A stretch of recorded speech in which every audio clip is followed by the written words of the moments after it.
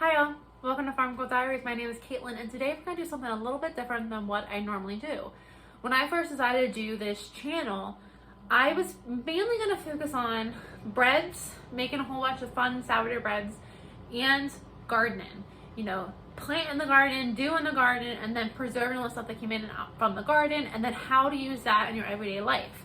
But I came across a recipe that I am so excited about that I'm gonna make today, but I thought I would share it because I think there's so many great things about this recipe and I'm really excited. So I am making a hot dog chili sauce. Very excited. So I am a lover of chili dogs. I go crazy for a good chili dog. If I see it on a menu anywhere, I guarantee that's what I'm gonna order. And I just love them. But I'm really excited to have a canned chili, a homemade canned chili on the shelf that it can make for a great, quick and easy lunch one day. In the summertime, you're always grilling hamburgers and hot dogs. So this could be something you could whip out to add to your hamburgers and hot dogs. Really simple, great for picnics. Or if you're going camping or going on vacation or something like that, again, it's a ready-made ingredient that you can take with you. So I love the convenience factor of it. But I also just love it. It's so good. So I really like what this chili is. It's more saucy than chili, and you're gonna see this as we cook with this, as we cook this down. But it's really not a big meat chili. It's really a lot of sauce, and it has a lot of tang and spiciness, and it's delicious. It's so good. So I've never made it before. I actually had a girlfriend give me one of hers to try, and then I found a similar recipe online, and we're kind of gonna modify it to fit my personal taste, but then you can of course take mine and modify it to fit your personal taste. So I found this recipe online, and I don't think it actually had like a link, but when I googled hot dog sauce, it was called hot dog chili sauce, West Virginia style. So if you want to Google the actual recipe, that's what I found. And it was just like a recipe. I don't believe it was part of a blog, but I didn't really look that hard. I just got super excited. I found something that was really close to what I had just had. So the initial recipe calls for 10 pounds of hamburger, and then all of the other ingredients are much larger. I'm cutting this in half. I'm only doing 5 pounds of hamburger. So for the video today, everything I'm doing is half of the actual recipe. I'll put the actual recipe in the description in case you want to do the full 10 pounds. But it's just me, and I think 10 pounds can go I think 5 pounds can go far enough. I think 10 pounds can go for a really long time. So I'm just going to do 5 pounds for now. So just keep that in mind. I am halving everything, but if you have a big family, you might want to do the 10 pounds or even double it. It's that good. So currently I just have the 5 pounds of hamburger in my big stock pot here, and I'm just trying to get it all browned. Now, I don't quite know the point of this, but we're going to do it because we're going to follow the recipe. But the recipe says, add very hot water to meat while stirring over medium heat.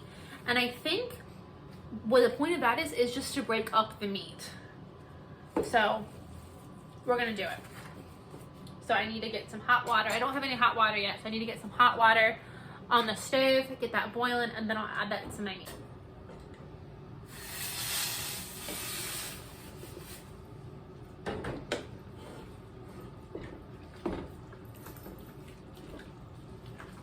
Then I have this on medium-high heat. So then what's supposed to happen is the heat will make the water evaporate. So it's not like I'm making a soupy mess right now. It just does. It just helps the meat break down. That's exactly what's happening. It's just helping the meat break down into smaller particles. Okay, my hamburger has all simmered down. For the record, I added way too much water. You only need a little bit of water to break it up. But then you can see, hopefully, that it's really broken up.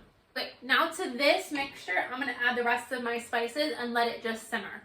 So to this, I'm adding a 1/4 cup of onion flakes, 2.5 tablespoons of garlic powder, 1 tablespoon of fresh garlic, and a 1/4 cup of chili powder. Next, 2 12-ounce jars of tomato sauce. Next, we're going to add 1 jar of tomato sauce. I'm using what I canned up as tomato soup, and this does have a little bit of flavorings in it. It has chili powder, It has salt and pepper, but that's already going to be in here, so I think this is going to go really, really nicely. But I just want 1 jar of tomato sauce.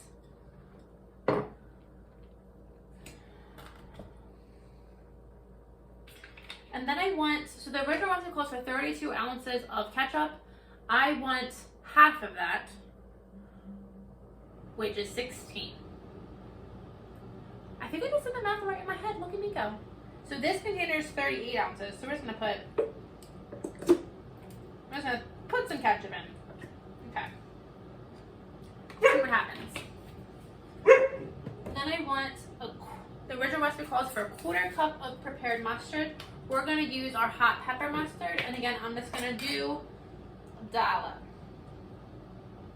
Beautiful. I'm trying not to stray from the recipe too much. I really want to add Worcestershire sauce in here, but I'm not doing that until I cook this down and taste it. Next, just a good dose, about 2 tablespoons of salt and pepper.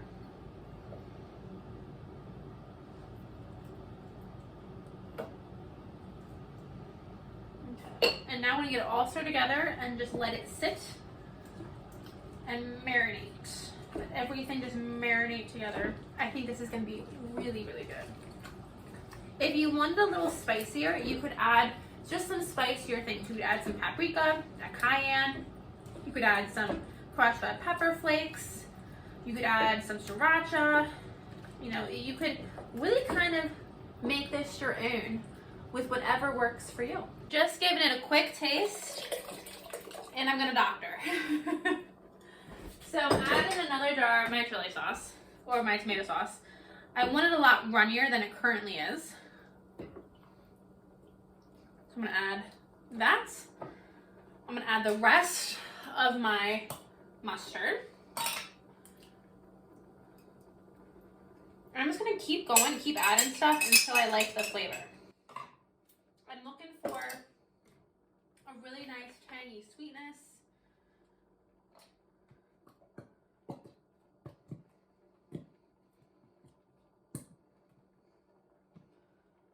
And then I love me some Worcestershire sauce. We need some Worcestershire sauce. Can't have chili sauce without Worcestershire, in my humble opinion. And then we need a lot more salt.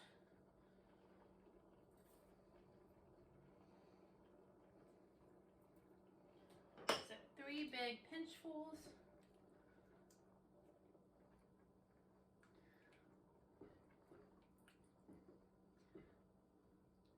Sauce-wise, this is more what I'm looking for now.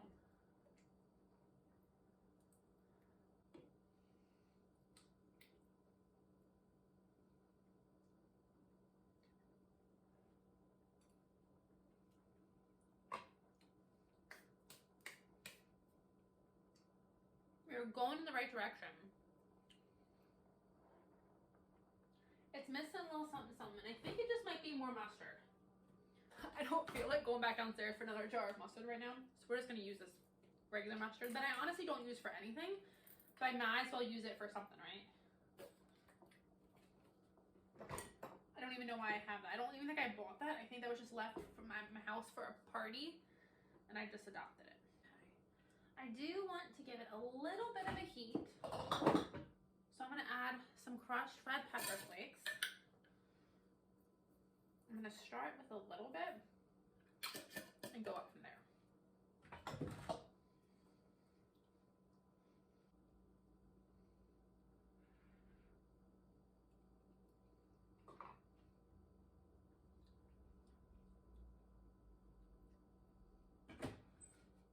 It needs some vinegar.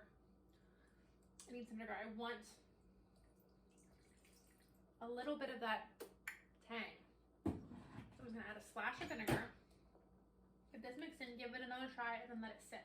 I think that's going to do it. I think the vinegar is going to do it. Okay, let's give it one more taste and see if we did it.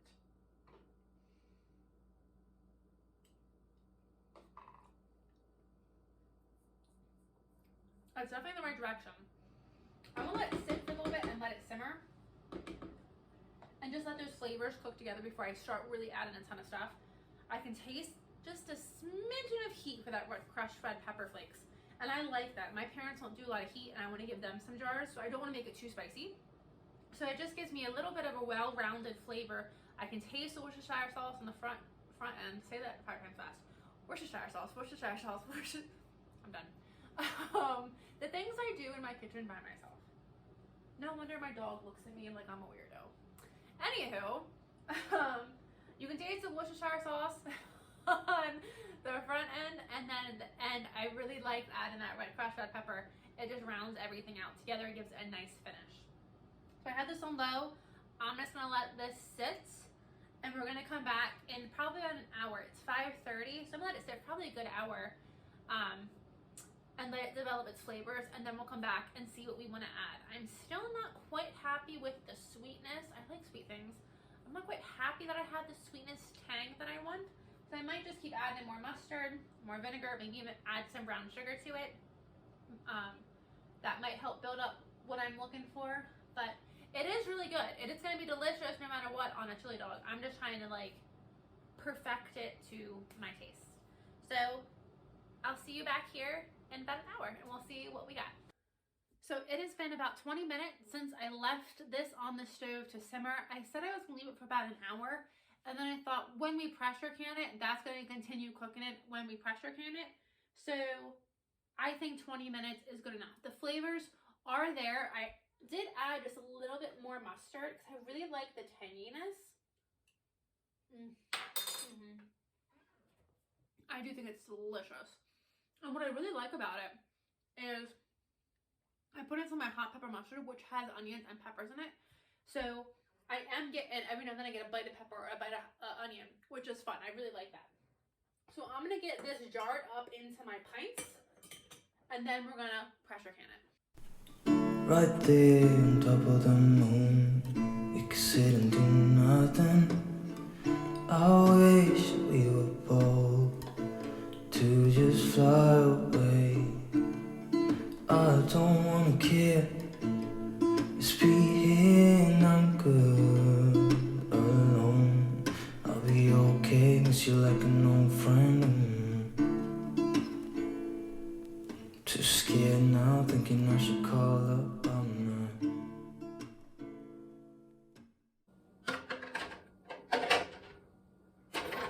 Okay, I got 11 pints of hot dog sauce, so I'm gonna get the pressure canner going.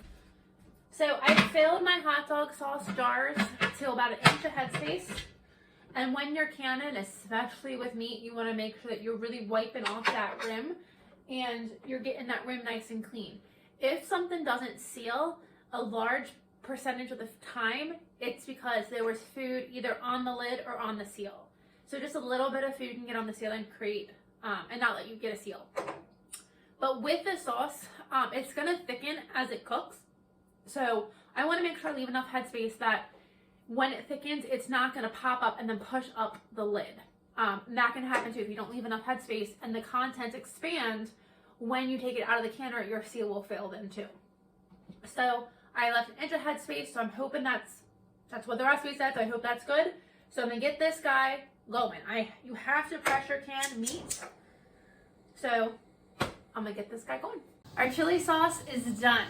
I canned it in my pressure canner at 10 pounds of pressure for 75 minutes for pints, but if you wanted to do quarts, it's gonna be 90 minutes for quarts. So I canned it, and the pressure is coming out of my canner. It is about 9 o'clock, and it is past this girl's bedtime. So I'm gonna let the pressure come down, take off the weight, and I'm gonna let it sit in the pot here to cool down all night long. And then I'll get them out in the morning to check them. But my house smells amazing right now. It smells so good that I cannot wait for those summer barbecues where I can crack open a jar of homemade canned chili. So fingers crossed that nothing went squirrely in my canner, and I have I think I had 11 pints or something like that of canned chili. I'm really excited. So I hope you guys like this video. I hope you guys give this recipe a try. It is delicious. I promise you, try it and see what you think. But if you liked this video, please subscribe, and then check me on Instagram, Farm Girl Diaries on Instagram, and tag me in anything that you're making. I would love to see it, and I would love to have feedback and comments on what you might have done differently, and I might want to add it to what I'm doing. So I hope you guys had a good day, and I will see you in the next video.